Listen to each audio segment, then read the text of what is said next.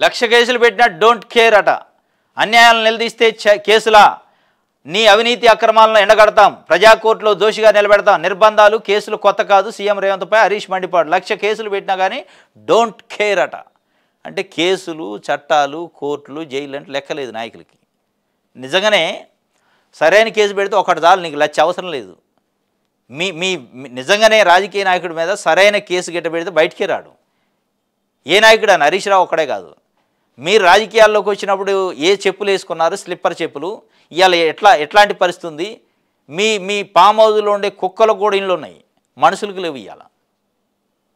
ఇలా మనుషులకు లేదు గూడు ఉండటానికి, కానీ మీ ఫామ్ హౌస్లో ఉండే కుక్కలకి ఇండ్లు ఉన్నాయి. ఏసీ రూములలో కుక్కలను పెంచుతున్నారు మీరు.